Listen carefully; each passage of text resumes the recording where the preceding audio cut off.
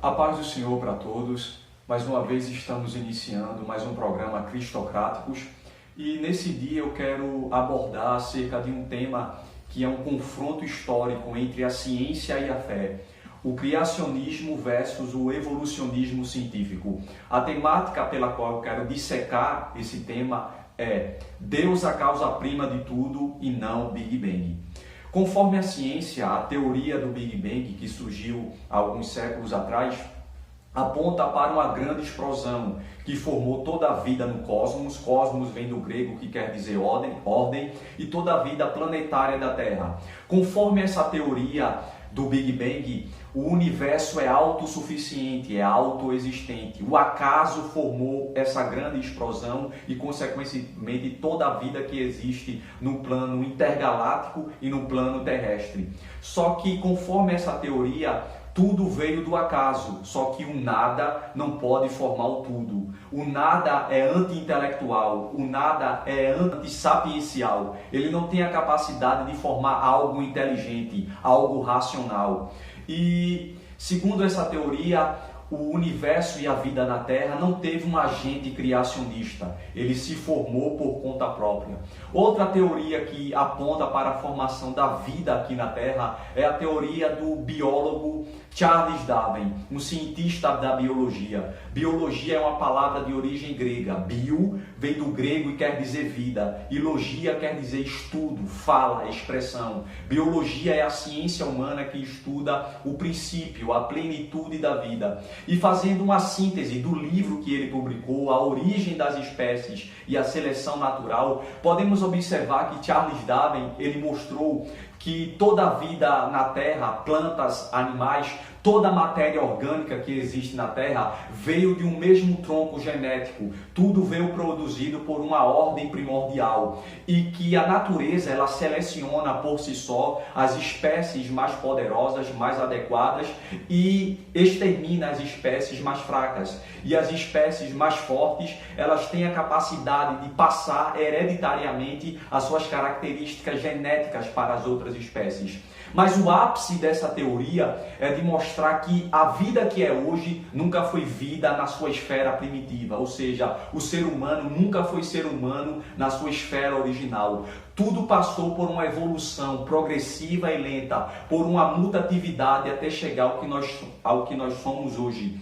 E o que é que a Bíblia diz a respeito disso? Vamos observar o que é que a palavra de Deus tem a falar a respeito dessa questão. Vamos para o livro de Gênesis. Gênesis é o primeiro livro da Torá. Na Bíblia hebraica não existe o nome Gênesis, mas Bereshit, que é uma palavra hebraica que quer dizer princípio ou começo, aludindo ao primeiro versículo do capítulo 1, do versículo 1 de Gênesis. Vamos ler.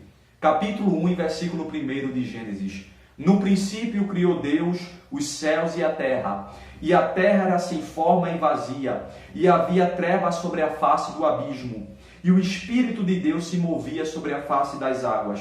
E disse Deus, haja luz, e houve luz. Perceba, no princípio, essa expressão princípio alude a um período certo da eternidade de Deus, que Deus decidiu ser o Criador tanto do universo como da terra. Só que a eternidade de Deus é antitemporal, é fora do tempo. Portanto, o universo e a Terra não foram criados dentro do tempo, foram criados fora do tempo. A ciência data que o universo e a Terra têm seus milhões de anos, mas isso é refutado na Bíblia, porque o universo e a Terra foram criados fora do tempo, portanto, eles não têm idade. Criou Deus os céus e a terra era sem forma e vazia. Forma aponta para a sua complexidade geofísica. Ela não possuía uma geografia definida. Vazia, ela não possuía nenhum tipo de vitalidade. Porém, o Espírito Santo, a pneuma divina, a terceira pessoa da Trindade, pairava sobre a face das águas. Toda a crosta terrestre da Terra era aquática, parecida com uma das 4 luas do planeta Júpiter, chamada de Europa. E o Espírito Santo passeava sobre a planície da água como um executor da primeira dispensação da face da Terra, que foi a dispensação da criação. Ele analisava, tinha o seu olhar analítico a respeito de qual seria o próximo passo da criação. E disse Deus, haja luz. Foi criado aí a primeira energia cósmica ou intergaláctica da Terra. E para o campo de vida que é dominado pela luz, Deus pôs o nome de dia. E para o campo de vida denominado pelas trevas, ele pôs o nome de noite. Ou seja, no primeiro dia, Deus já criou o tempo. Lá na frente é que ele vai criar 2 luzeiros ou 2 luminares chamados de governantes, Sol para governar ou presidir o dia e a Lua para governar ou presidir a noite, para governar o sistema temporal da vida aqui na Terra. Agora vamos ver o que é que a Bíblia fala a respeito da formação do ser humano.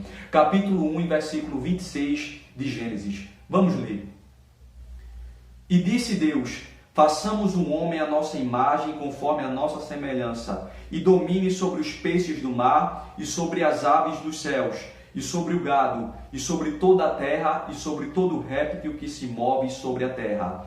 E disse Deus: façamos. Essa expressão façamos, que na língua portuguesa é um verbo, e na raiz hebraica quer dizer azar, que quer dizer formar, construir, solidificar. O homem, ele foi uma formação divina. Façamos está no plural e não no singular. Isso mostra que a ação da formação do homem ou do ser humano foi uma ação em conjunta, foi uma ação múltipla e não singular e não homogênea. E quem foi que participou da formação do ser humano?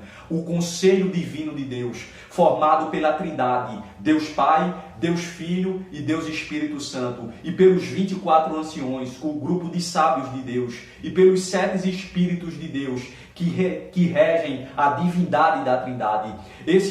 Essa constituição divina, esse conselho formou a coroa da criação universal, que é o ser humano. O ser humano é um tipo divino. Ele recebeu características ou caracteres de Deus para fazer dele a criação mais distinta, mais extraordinária, mais fenomenal que Deus criou sobre a face da terra. Imagem. Deus estava dando ao homem a sua individualidade. E o que é a individualidade humana? É a sua identidade pessoal. É aquilo que ele é em si mesmo através do uso da sua autonomia pessoal. Semelhança. Deus estava dando ao homem a sua conduta, a base da sua conduta. Deus criou um homem perfeitamente puro, santo. Portanto, o ser humano, a espécie humana, veio de Deus. Não existe civilização pré-adamita, mas sim pós-adamita. O ser humano não vem do macaco, como essa teoria diz. Aliás, ela não é uma teoria, ela é uma tese científica ou uma especulação científica.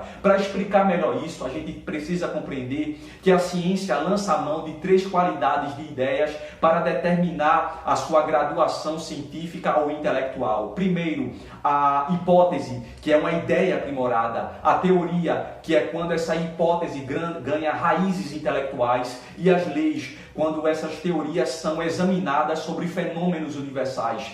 A teoria da evolução das espécies, ela não é uma teoria e nem uma lei, ela é apenas uma especulação científica. E diga-se de passagem, muito equivocada, porque o ser humano, ele sempre foi o ser humano na sua esfera primitiva, desde que quando Deus o forjou, o fomentou. O ser humano não evolui anatomicamente na sua autonomia, ele evolui intelectualmente, porque o ser humano, ele é por natureza um ser racional, mas ele não nasce racional, ele nasce irracional, mas ao longo da sua vida, ao período de 6 a 7 anos, ele vai construindo a sua racionalidade a partir de 4 fatores. Primeiro, as funções neurológicas. Segundo, as funções psíquicas.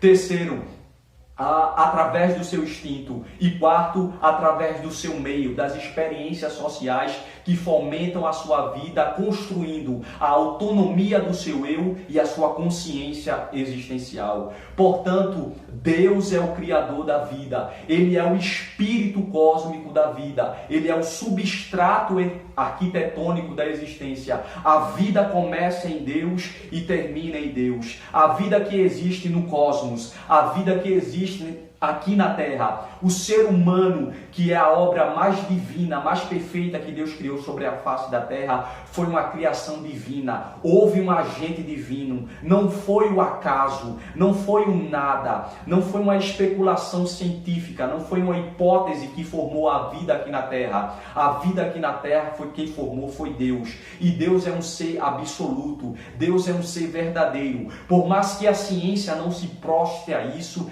Deus é Deus em todos os seus mais múltiplos sentidos. Por quê? Porque não é Deus que tem que se prostrar à ciência, é a ciência que tem que se prostrar a Deus. Porque antes da ciência existir, ele já era Deus.